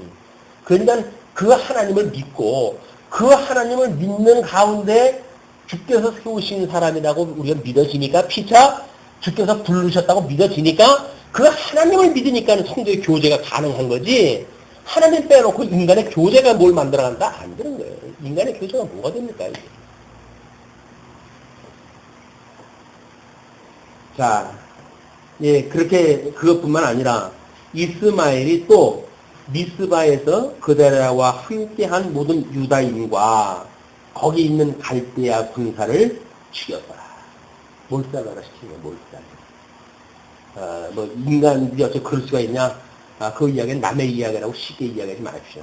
우리도 뭔가 뜻이 만약에 대척점에 있게 되어지게 되면 어떻게든지 격수로 말하게 되어지는 거니까 나를 정당화하고 나 정당에 동의하는 사람들을 끌어들이고 그래가지고 우리 대적을 해요. 이게 알게 모르게 그런 그 성도들 간의 갈등도 전부 그 문제. 이게 왜 성도들이 그 갈등을 일으키는가? 내 뜻이 정당하다라고 하는 거를 어떻게든지 관철시키고 싶은 거예요. 뭐 주님의 뜻이면 이러기도 하고 저러기도 하는 거 아니겠어요? 예, 우리가 하나님의 절대 주권을 믿는 아브라함을 이야기할 때마다 네가 좌하면 난 우하겠고 네가 우하면 난 좌하리라 라고 이야기했던 것이 얼마나 하나님의 절대 주권을 믿었던 아브라함의 아름다운 그런 그 모습이었다는 것을 우리가 확인할 때 했죠. 정말 하나님이 믿어진다고 한다면 아니 뒤집어 엎는다고 하는 사람이 나온다고 한들 그게 그렇게 되겠어요? 하나님이 절대 주권 아래 있는 건데 그게 믿어지지 않으면 내가 싸워야죠. 어떻게든지 내가 뭘 막아야 되고 내가 방패를 갖다 해야 되고 뭐 나서가도 해야 되겠죠. 그러나 절대 주권자인 하나님이 해가신다고 믿어지게 되면 때가 좋아가지고 그렇게 그 뜻이 실현될지도 몰라요. 언제까지는 당분간까지는 그렇게 될지도 모르지요. 그러나 만약에 하나님의 뜻이 아닌 걸로 그렇게 되어졌다고 한다면 그건 은행과는 무너진 일이란 말이에요. 무슨 일이 내 뜻대로 되어졌다고 해서 쾌재 부르는 건 미련한 일이에요. 하나님의 뜻대로 되어졌는지 끊임없이 그냥 확인했다 해야지, 내 뜻대로 뭐가 되어졌다고 해서 쾌재를 부르고 마치 뭐 내가 모사꾼이나 된 것처럼 생각을 하는 일은 미련하게 짝이 없는 일이다. 절대 주권자이신 하나님을 믿는 일이 우리 성도들한테 그게 평안이에요. 그게 예수님을 믿는 그것이 평안이지, 주어진 환경에서 오는 그것이 평안이 아니란 말이에요. 대적을 다 물리쳐가지고 이제 나를 추종한다밖에 없어. 그러므로 내가 이제 평안을 갖다 유지한다? 그 평안은 금방 깨져버려요. 왜? 다른 사람이 또 일어나죠. 다른 사람이 내버려 두겠어요? 어떻게 그거 다 나눠 먹자고 하는 사람들 판인데? 안 돼요. 오직 우리 주님께서 주시는 평화만이 진정한 평화를 누리가 있으니까, 설사 여기서는 소요가 일어난다 할지라도 주님께서 주시는 평안이라고 한다면 소요 가운데 우리 심령의 평강을 누리게 되어진단 말이에요. 심령의 평강이 이것들게 되어지면, 소요, 뭐 몸으로 일어나는 소요나 내 속에서 들끓고 일어나는 소요나 다를 게 뭐가 있어요. 주 안에 있다고 하면서 나타나는 거나 주 바깥에 있는 사람이랑 똑같은 문제지. 다만 여기서는 노골적으로 몸으로 드러났으니까 소요를 일으키는 소동이 일어나는 거고, 이 안에서는 내 마음속에 지금 뭐 그냥 소요가 말도 못하는데 뭐. 그러고 점점 일을 갈고 저걸 어떻게 하면 내가 제거시키자 하는 마음이 만약에 충동지를 친다고 한다면 이 사람들하고 다를 게 아무것도 없단 말이에요. 이미 나는 예수 그리스도의 이 하나님의 아들로서의 정체성이 아니라 사단의 종이 되어져 가지고 지금 종로로서 하고 있는 거니까.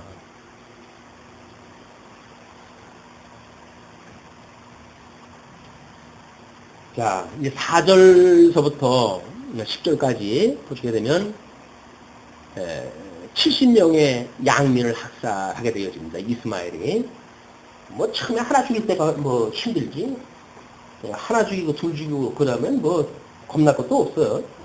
그가 그다리아를 죽인 지 이틀이 되었어도 이를 아는 사람이 없었더라. 참 외롭게 죽었어요. 독거노인처럼. 때에 사람 80명이 그 수염을 깎고 옷을 찢고 몸을 상하고 손에 손재물과 유황을 가지고 세겜과 실로와 사마리아에서부터 와서 여호와의 집으로 나아가려 한지라. 저는 하나님 앞에 지금 이제 그 제사를 드리려고 하는 사람들이 있는 거예요. 그러니까 느다냐의 아들 이스마엘이 그들을 영접하러 미스바에서 나와서 울며 행하다가 그들을 만나 아이감의 아들 그다리아에게로 가자 하여. 인간이 제일 잘 통하는 게 뭘 것 같아? 잘 통하는 게. 교통 중에 제일 잘 통하는 거. 감정의 교통이에요. 감정의 교통. 다른 사람이 울 때 나도 울고 그러면, 우리는 백년지기가 되어진 것 같아요. 다른 사람이 화가 났을 때, 나도 그 일에 공부를 갖다 하게 되면, 저 사람 죽을 때까지 내 편인 것 같아. 썩으면 안 돼, 이거. 거짓부렁이에요. 우리 감정이 되는 게 얼마나 그게 뒤집어지기 쉬운 건데, 믿을 거 하나도 없습니다, 그게. 아주, 거기 느다냐에, 갔을 때, 그들을 영접해가지고, 미스바에 나와가지고, 울며 행하다가, 그들을 만나 아히감의 아들 그다리아에게로 가자 하여. 그들이 성 중앙에 이를 때에, 느다냐의 아들 이스마엘이 자기와 함께 한 사람들로 더불어 그들을 죽여 구덩 위에 던지니라. 금방 나타나잖아. 금방. 인간 되는 게 다 죄 가운데 죄의 동못하는 그것은 이 사단이 하는 일이 뭡니까? 이 사단이 하는 일이 진리를 왜곡시키는 거 아니에요. 거짓말 하는 거 아니에요. 이간시키는 거 아니에요. 하나님과 인간 사이를 이단시키는 것이 사단이 했던 거 아니에요? 하나님은 먹으면 죽는다 그러는데 아니 안 죽어. 그래가지고 하나님 못 믿게 만들고 그래가지고 결국 성가 알게 하는 과일나무 열매 따먹고 그래가지고 이렇게 이 모양이 이끌어진 거 아닙니까? 사단이 하는 일이 그 일이란 말이에요. 우리가 이제 뭐 육신을 가지고 살아가는 우리들이 우리의 내면 세계를 들여다볼 때 뭐 이런 그 일들이 드러나게 되면 이건 사단이 주는 마음이로구나 실질이 분별이 되어지겠죠. 이게 만약에 하나님하고 진리를 왜곡시키고 성도와는 이간시키고 이런 거 문제가 나타난다. 그건 분명히 사단이 하는 일이에요. 다른 사람은 몰라도 나는 알 수가 있잖아요. 그렇게 우리가 들여다보면, 내 안을 들여다보면, 내 안을 들여다봤을 때 사단이 이런 그 나를 미혹에 지금 그런 구덩이로 끌고 들어간다고 우리가 보여지게 되면 바로 하나님 앞에 엎드려서 기도할 일이죠. 우리가. 하나님, 우리가 우리에게 죄진 자를 사했던 것처럼 우리 죄를 사해 주세요. 우리를 시험에 들게 하지 마시고 다만 이 악에서 구해 주세요. 저들이 뭘 행하는지 모릅니다. 이 하나님하고 지금 성령의 감동으로 안 받고 육신의 소욕에 지금 종이 됐으니까 무슨 일을 하는지 모르는 거예요, 지금. 그리고 그 일을 하는 거예요. 이게 정당하고 마치 그렇게 하는 것이 뭔가 영광에 대한 그 일이라고 생각이 드니까 그 일을 하겠지. 그게 무익한 일이라고 한다면 비싼 밥 먹고 그 일을 왜 하겠어요? 비싼 밥 먹고 한다는 이야기는 뭡니까? 가치롭다고 믿어지는 거예요, 그 일이. 가치롭다고 믿어지니까는 그 일을 하지요. 그것이 우리 만약에 내이다망에 걸린다고 한다면, 내 심령에 왠지 불편함이 있고 이런 것들이 있다고 한다면 하나님 앞에 우리가 구부려가지고 기도를 할 일이다. 이 엄습하고 있는 이 불편함이 과연 뭡니까, 주님? 하나님께로 온 건지 이 생각이, 아니면 인간 세계로부터 온 그런 생각인지 이걸 분별할 수 있게 해주세요. 지혜와 총명이 있어야 이걸 갖다 분별해줄 거 아닙니까? 그렇게 했을 때 비로소 우리는 이게 하나님 앞에 이 선한 뜻이 분별되어지니까 기도할 수가 있는 거고, 그게 기도하고 우리가 기도하게 되어지게 되면 이 사단의 미혹으로부터 우리를 구원해 주실 거 아니겠어요? 그게 구원이에요, 구원. 그 구원 받으면 어떻게 돼요? 성령의 열매로 맺겠죠. 그냥 뭐 미워하던 마음이 변하여 사랑이 되어지고, 여기서 그냥 괴로움으로 그랬던 마음이 희락의 마음으로 변화될 것이고, 뭐 여기서 그냥 어떻게 죽여버릴 거야 내가 이렇게 했던 그런 그 마음이 평강을 이루고 거 아니겠어요? 사랑, 희락, 화평. 여기서 그냥 해가지고 아유 그냥 일이 빨리 어떻게 이게 결과를 봐야 되는데 해서 조급증이 나던 마음이 오래 참게 돼요. 왜? 우리 주님이 오래 참으시는 분인데 이분을 믿으면 예쪽 되는 일에 대해서 뭐 노심초사 금방 안 되면 어떻게 될까봐 해가지고 전전긍긍할 이유가 없잖아요. 우리 주님이 오래 참으시는 분이 이 일 갖다 해가실 적에 어련히 무슨 뜻이 있으니까 오래 참으시면서 그걸 두고 모시겠어요.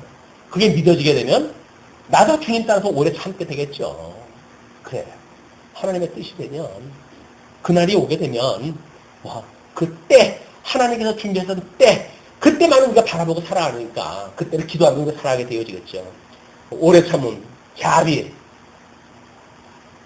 여기서 만약에 나를 대적하는 사람이 믿게 보인다는 이야기는 뭡니까? 우리가 11조에 대한 문제를 할 때 먼저 주일날도 이야기했지만 의와 인과 신은 버렸도다. 믿음도 없어. 예수님이 이걸 다 이루신다고는 믿음도 없어. 하나님이 만사를 언약대로 이루신다고는 믿음도 없어. 그 안에 살아계신다고는 믿음도 없어. 그러면서 이 하나님께서 오직 의가 되신 예수 그리스도로 말미암아 이 지금 11조를 대신 보여주시는 이게 예표적인 거야 라고 하는 그런 그 의도 없어. 그리고 긍휼한 마음도 없어. 11조의 그 용도가 과부와 고아와 이런 자들을 위해서 11조를 내라고 그러지 않았어요? 그렇다고 한다면 이미 있어야죠. 그리고 이 기업을 갖다 위해서 이걸 다 준다고 그랬으니까 이게 하나님의 나라가 하나님께서 이루어간다고 하는 믿음이 있어야 되는 거 아닙니까? 또 의인은 이 11조로가 하나님 앞에 거룩하게 드려지는 그 거룩에 이르는 일로 주신 거 아니겠어요? 그게 믿어지게 되면 의를 우리가 포기할 수가 없죠. 의가 되시는 예수 그리스도를 포기하고 또 우리가 주님께서 우리를 불쌍히 여겨가지고 구원해줬다고 하는 그런 그 인도 없고 소외되어지고 힘없고 한 사람들에 대해서 별로 불쌍한 마음도 안 들어. 왜? 그게 굴림을 갖다 해야 되는데 불쌍한 마음 들고는 지도자 안 돼요. 이런 긍휼한 마음을 가진 자는 지도자가 안 돼요. 지도자가 되려면 악한 마음을 가져야 돼. 이게 독한 마음을. 그래가지고 말 안 들으면 쫓아내고 때리고 이렇게 해야 일이 되지. 되겠어요? 안 되는 거예요. 그러니까 하나님을 믿지 않게 되면 그럴 수밖에 없어요. 어떻게든지 내가 돈 주고 부려먹는 건데 내 말 안 들어? 그럼 내 주차지 그걸 왜 전전긍긍해요? 그게 세상인 거예요. 우리 예수 믿는다고 한다면 불쌍해요, 인간이. 왜? 이 헛된 영광을 부가고 사는 것이 이게 인생이라고 속고 살고 있으니까 얼마나 불쌍하겠어요. 우리는 이거로서 노임을 받아가지고 참 생명을 얻었는데 아직도 거짓 것에 의하여 살아가는 것이 얼마나 불쌍해요. 그러니까 불쌍한 마음이 들지 않으면 우리는 성도의 삶을 살 수가 없어요. 성도가 어떤 뭐 이렇게 부족한 일을 했다 하게 되면 긍휼한 마음이 들어가는 일이 정답입니다. 그게 자비예요, 자비. 그죠? 뭐 자비하고 양선, 선을 갖다 이루는 하나님의 선한 뜻이 함께 이루어지는 내 뜻이 아니라 하나님의 뜻이 이루어져야 될 거 아니겠어요? 자비, 양선, 온유, 그리스도의 마음으로 해가지고 이 덕성을 갖다가 온유라고 그렇게 이야기했는데 온유의 그 특징은 뭐예요? 온유. 어린 양을 믿는 사람이 아니면 온유할 수가 없어요.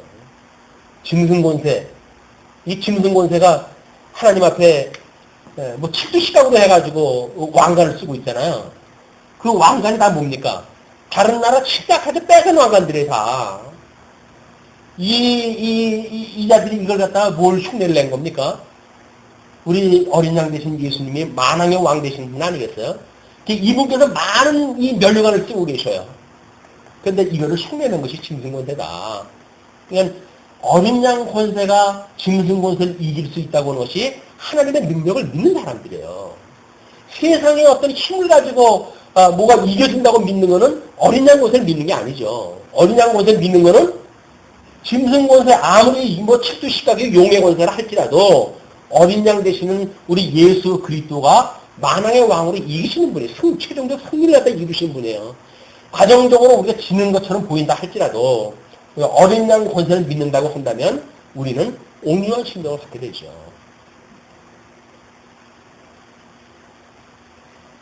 절제. 절제는 또 뭐야? 아니 여기서 하나님의 뜻대로 우리가 이렇게 노임하다고 진리하다 깨닫게 되어졌는데 그런데도 불구하고 육체의 소욕의 기회로 삼고 그거를 당연히 받아들이고 이렇게 되어진다고 한다면 절제하는 삶이 아니죠. 철저하게 우리 육신을 절제하는 거예요. 절제. 그래서 하나님의 선한 뜻을 이루어 가시기 위한 삶의 수단으로 이걸 이용을 해야지 나의 유익을 위해 가지고 여기서 헛된 영광 구가하고 그러는 건 절대하는 삶이 아니다. 절제, 충성. 누구한테 충성합니까? 이분한테 충성하는 거 아니겠어요? 언제까지? 죽기까지. 죽도록 충성하고 죽도록. 우리가 조금 엄살 좀 부렸더니 뭐라고 그럽니까? 너희들이 죽기까지 한 것도 아니잖아? 우리 주님께서 그런 데니까요. 너 죽도록 너 한 것도 아니잖아? 근데 왜 엄살이야? 그 이야기예요. 우리 뭐 죽기까지 그래요. 죽으면 하나님 나라가 지금 우리 기업으로 해가지고 누리고 살고 있다고 믿는데 육신이 죽는다고 하면 여기서 영원히 사는 거 아니겠어요? 근데 왜 이걸 갖다 우리가 지금 무서워하는 거죠? 확신이 없으니까. 내가 죽으면 여기 하려는 확신이 없으니까 전전긍긍 여기서 더 살겠다는 거 아닙니까? 축적. 진정한 자유를 누리셔서 성령의 소욕으로 해가지고 9개의 그런 아름다운 열매. 이것이 열매라고 하는 건 뭐예요? 나로부터 만들어진 것이 아니라 성령으로부터 맺게 해주신 거니까. 그냥 이 성령의 열매인 거예요.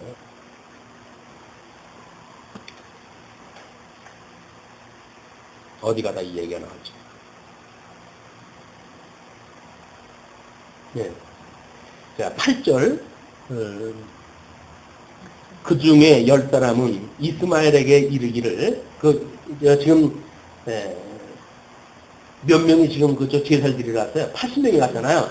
80명이 가는데, 10사람만 지금 거기서, 다 죽였다고 이렇게 앞에 수명이 되어졌는데, 그 중에 10사람은 이스마엘에게 이르기를, 우리가 밀과 보리와 기름과 꿀을 밭에 감추었으니, 우리를 죽이지 말라 하였으므로, 그가 그치고 그들을 그 형제와 함께 죽이지 아니하였더라. 죽은 자만 70명이 온전히 다 죽고 10명은 어떤 노임을 받았네요. 뭐 여러 가지로 시사하는 바가 있겠지만 이스마엘이 그데라에게 속한 사람들을 죽이고 그 시체를 던진 구덩이는 아사왕이 이스라엘 왕 바하사를 두려워하여 봤던 것이라. 이게 역사적으로 한 300여 년 전에 있었던 사건이에요. 300여 년 전에 팠던 그런 걸 이용하다 해가지고 그전에 속했던 사람들을 거기에서 다 죽게 했던 그런 구덩이에 대한 역사적 근거를 제시하다 합니다. 그래서 느다냐의 아들 이스마엘의 그 죽인 시체로 거기에 채우고 미스바에 남아있는 왕의 딸들과 모든 백성 곧 시위대장 느부사라단이 아히감의 아들 그다랴에게 위임하였던 바 미스바에 남아있는 모든 백성을 사로잡되 곧 느다냐의 아들 이스마엘이 그들을 사로잡고 암몬 자손에게로 가려하여 떠나니라. 결국 지도 암몬에서 지금 돌아왔던 자네요. 그러니까 다시 그쪽으로 떠나가려고 마음을 먹게 되어집니다.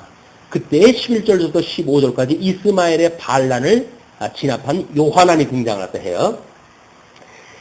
가랴의 아들 요하난과 그와 함께 있는 모든 군대 장관이 느다냐의 아들 이스마엘에 행한 모든 악을 듣고 모든 사람을 데리고 느다냐의 아들 이스마엘과 싸우러 가다가 기브온 큰 물가에서 그를 만나매 이스마엘과 함께 있던 모든 백성이 가랴의 아들 요하난과 그와 함께한 모든 군대 장관을 보고 기뻐한지라. 이에 미스바에서 이스마엘에게 포로되었던 그 모든 백성이 돌이켜 가랴의 아들 요하난에게로 돌아가니 느다냐의 아들 이스마엘이 8사람과 함께 요하난을 피하여 암몬 자손에게로 가니라. 일단 자기네들 왔던 사람보다도 2명이 빠졌어요. 죽었는지 8사람만 지금 암몬으로 다시 돌아가게 되어집니다. 그러면서 이제 16절로 18절까지 요하난이 애굽으로 떠나는 장면이 소개가 되어져요. 그러니까 우리가 이런 그 장면은 지금 뭐냐면 왕이 포로로 끌려왔을 때 그 나머지 사람들의 나타나는 현상들이 엄청난 소요가 지금 들끓고 있는 거예요. 질서도 없고 서로 죽이고 이권 문제로 해서 서로 죽이고 하는 이런 그 문제가 있었다. 끌려가는 사람들은 바벨론의 포로로 끌려갔지만 남아 있다고 하는 그런 그 사람들조차도 일단 나라를 지금 누리고 사는 것이 아니라 결국은 동족 상맹의 그런 그 사건 속에 휘말려 가지고 선부 살육을 갖다 일삼고 하는 일들이 계속되고 있다. 그 이야기입니다. 자, 가랴의 아들 요하난과 그와 함께하는 모든 군대 장관이 느다냐의 아들 이스마엘이 아히감의 아들 그다냐를 죽이고 미스바에서 잡아간 모든 남은 백성 곧 군사와 여인과 유아와 황관을 기브온에서 빼앗아 가지고 돌아와서 애굽으로 가려 하여 떠나 베들레헴 근처에 있는 게롯 기맘에 머물렀으니 이는 느다냐의 아들 이스마엘이 바벨론 왕의 그 땅 총독으로 세운 아히감의 아들 그다랴를 죽였으므로 그들이 갈대아이를 두려워하였더라. 그냥 결국은 애굽으로 한쪽은 도망가고 한쪽은 에돔으로 도망가고 암몬으로 도망가고 그래가지고 결국 도망가는 거예요. 어차피 총독으로 세웠던 자를 중심으로 해가지고 거기는 누구야 지금 수하에 있는 겁니까? 여전히 바벨론 수하에 있는 거거든요. 그냥 거기서 그 총독을 죽였으니까 그 나라에 살지 못해요. 애굽으로 도망가고 암몬으로 도망가고 하는 그런 그 일들이 만들어지는 비극사를 우리가 보게 되어집니다. 이런 그 장면을 보고 이제 그 남은 백성의 그 애굽 이주가 44장까지 소개가 되어지는데 다음 시간에 확인을 하도록 하겠습니다.